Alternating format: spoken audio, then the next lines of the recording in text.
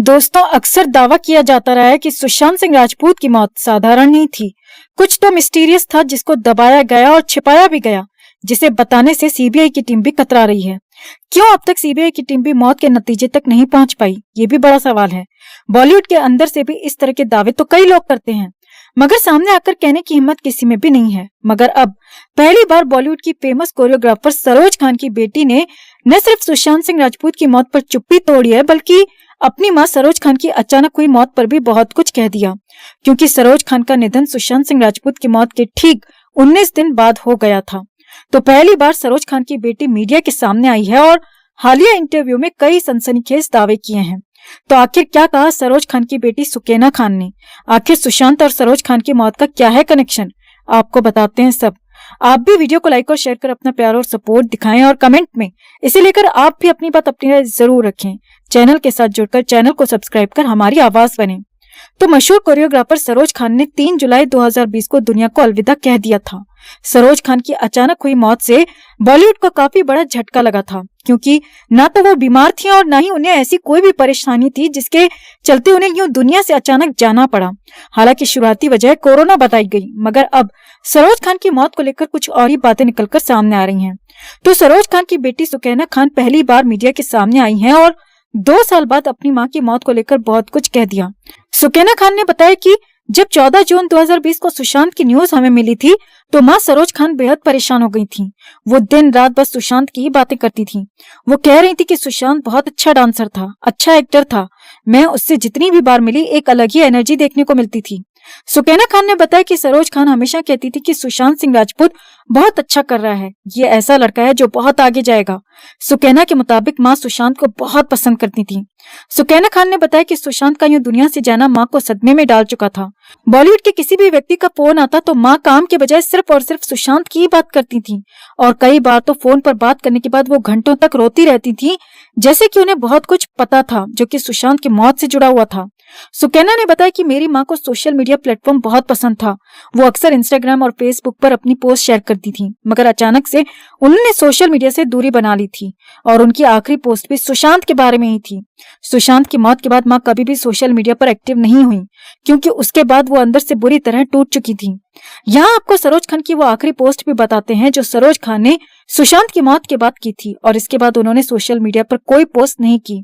तो सरोज खान ने इंस्टाग्राम पर 14 जून को सुशांत की एक फोटो शेयर कर लिखा था, सुशांत बच्चे, मैंने कभी आपके साथ काम नहीं किया, लेकिन हम कई बार मिले हैं। तुम्हारे साथ ऐसा क्या हुआ? तुम्हें अपने बड़ों से बात करनी चाहिए थी, वो तुम्हें इससे उभरने और खुश रहने में मदद करते। मैं नहीं जानती कि इस वक्त तुम्हारे पिता और बहनों पर क्या बीत रही होगी। भगवान उन्हें इस दर्द और पीड़ा से उभरने की ताकत दे। ईश्वर तुम्हारी आत्मा को शांति दे। मुझे तुम्हारी सभी फिल्में बहुत पसंद हैं। हम तुम्हें हमेशा प्यार करते रहेंगे। Rest in peace.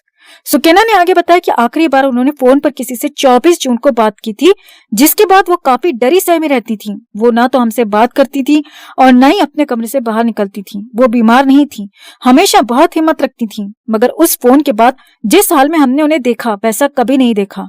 Sukaina Khan ने बताया, जिस तरह से पूरी दुनिया सुशांत की मौत की सच्चाई जानना चाहती है, उसी तरह हम भी जानना चाहते हैं कि आखिर हमारी माँ को क्या हुआ था। सुकैना के मुताबिक माँ ज्यादा परेशान रहती थी और खाना पीना भी कम कर दिया था, तो हमें उन्हें मजबूरी में अस्पताल में एडमिट करवाना पड़ा। जब उन्हें अस्पताल में एडमिट करवाया गया तब वो ठीक ठाक हालत में थी, मगर 4 दिन के अंदर उनकी मौत हो गई, जो कि हमारी समझ से परे है। 2 साल बाद भी नहीं समझ पाए कि आखिर हमारी माँ को हुआ क्या था। ये सब हमारे लिए आज भी मिस्टीरियस ही बना हुआ है। अब सुकैना की बातों से साफ है कि सुशांत और सरोज की मौत के बीच कोई तो कनेक्शन है। सिर्फ 19 दिन के अंदर दोनों का यूं अचानक चले जाना वाकई में एक बड़ी त्रासदी रहा है। वैसे भी कई मीडिया रिपोर्ट्स में दावा किया जाता रहा है कि सुशांत की मौत के आसपास कई लोगों की अचानक मौत हुई थी, जिसमें दिशा सालियान का नाम भी शामिल था। तो क्या कोरियोग्राफर सरोज खान की मौत का भी कोई ऐसा ही राज हो सकता है, या फिर सरोज खान की मौत एकदम सामान्य थी? आप क्या सोचते हैं? कमेंट में आप भी अपनी बात अपनी राय जरूर रखें और वीडियो को लाइक और शेयर कर अपना प्यार और सपोर्ट भी जरूर दिखाएं। तो बॉलीवुड के मशहूर एक्टर दिवंगत अभिनेता सुशांत के मामले में एनसीबी ड्रग एंगल से जांच कर रही है। इस मामले में ताजा और सबसे बड़ा अपडेट ये है कि नारकोटिक्स कंट्रोल ब्यूरो ने रिया चक्रवर्ती और उसके भाई शौविक चक्रवर्ती और अन्य लोगों को जिस केस में आरोपी बनाया था, तो उसमें एनसीबी ने सभी आरोपियों के खिलाफ स्पेशल कोर्ट में ड्राफ्ट चार्ज फाइल कर दिए हैं।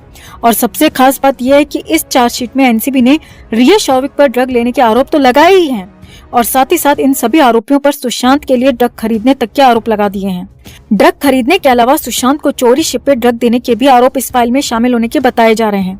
रिपोर्ट की माने तो 4 ड्राफ्ट्स में उन व्हाट्सएप चैट्स को भी शामिल किया गया है जिसमें रिया सुशांत के लिए ड्रग भेजने की बात कह रही है और चाय, कॉफी या जूस में मिलाकर देने की भी बात हुई थी।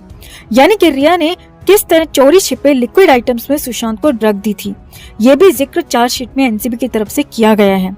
अब मीडिया रिपोर्ट्स की माने तो कोर्ट में एनसीबी जब ड्राफ्ट्स लेकर पहुंची और सुनवाई हुई, तो इस पूरी कार्रवाई के दौरान रिया अपने भाई शौविक के साथ कोर्ट में ही मौजूद थी और दोनों भाई बहन एनसीबी के आरोपों को चुपचाप सुन रहे थे। दोनों में से कोई भी एक भी बार कुछ नहीं बोला, ना ही दोनों के वकीलों ने कुछ बोला। अब कोर्ट के अंदर एक्सेप्ट क्या हुआ ये तो सामने नहीं आया, लेकिन हाँ, कोर्ट से बाहर निकलने के बाद इस मामले में बात करते हुए एनसीबी की तरफ से पेश हुए स्पेशल पब्लिक प्रोसिक्यूटर अतुल सरपंदे ने बताया कि इस चार्जशीट में सभी आरोपियों पर आरोप तय किए गए हैं, जिसमें रिया चक्रवर्ती, शौविक चक्रवर्ती, सिद्धार्थ पिठानी समेत कई आरोपी शामिल हैं। अतुल सरपंदे ने बताया कि रिया और उसके भाई शौविक ने ड्रग का इस्तेमाल किया था। दोनों ने ही सुशांत के लिए ड्रग्स खरीदी भी थी और सभी आरोप एनसीबी ने चार्जशीट में दाखिल कर दिए हैं। पब्लिक प्रोसिक्यूटर अतुल सरपंदे ने आगे बताया कि कोर्ट सभी पर आरोप तय करने वाली थी, लेकिन ऐसा हो नहीं पाया क्योंकि कुछ आरोपियों ने डिस्चार्ज एप्लीकेशन दाखिल कर दी है। इस वजह से कोर्ट की तरफ से अभी फैसला नहीं लिया गया है। कोर्ट ने कहा है कि डिस्चार्ज एप्लीकेशन पर फैसला लेने के बाद ही आरोपियों पर बाकी के आरोप तय किए जाएंगे। हालांकि सरपंदे ने ये जरूर बताया कि रिया और शौविक ने डिस्चार्ज एप्लीकेशन नहीं लगा रखी, यानी कि इन दोनों पर तो आरोप होना बिल्कुल तय है और अभी इन पर यह आरोप लग चुके हैं। और यहाँ आपको ये बता दें कि कोर्ट के स्पेशल जज वीजी रघुवंशी अब इस मामले की अगली सुनवाई 12 जुलाई को करेंगे, यानी कि 12 जुलाई को रिया चक्रवर्ती, शौविक चक्रवर्ती पर आरोप तय होंगे और ये पूरी तरह से तय हो चुका है। इन दोनों के अलावा कई और भी आरोपी इस चार्जशीट में शामिल हैं। अगर किसी को भी कोर्ट की तरफ से डिस्चार्ज मिलता है तो ठीक है, वरना रिया और शौविक के साथ सभी आरोपियों पर 12 जुलाई को आरोप तय किए जाएंगे। अब आरोप तय होने के बाद आगे क्या होता है, क्या क्या होगा वो भी समझिए। अगर किसी पर कोर्ट में आरोप तय कर दिए जाते हैं तो फिर ट्रायल चलता है, केस शुरू हो जाता है। और अगर 12 जुलाई को रिया चक्रवर्ती और शौविक के खिलाफ आरोप तय होते हैं तो इन दोनों पर भी कोर्ट में केस चलेगा, सुनवाई चलेगी, तारीख लगेगी, ट्रायल लगेगा, जिसमें दोनों पक्षों के वकील अपनी अपनी दलीलें देंगे। गवाहों और सबूतों को कोर्ट के सामने रखा जाएगा, पेश किया जाएगा और एनसीबी ने जो सबूत, जो गवाह अपनी चार्जशीट में दिए हैं, उन्हें भी यहाँ पर सामने लाया जाएगा। ट्रायल के दौरान आरोप सिद्ध हो जाते हैं तो फिर कोर्ट की तरफ से सजा भी मुकर्रर की जाती है। यानी कि अब 12 जुलाई का इंतजार है, जिस दिन कोर्ट रिया और शौविक पर आरोप तय करेगी और एक बार आरोप तय हो गए तो वो दिन भी दूर नहीं जब सुशांत को इंसाफ मिलेगा, सुशांत के दोषियों को उनकी सजा मिलेगी।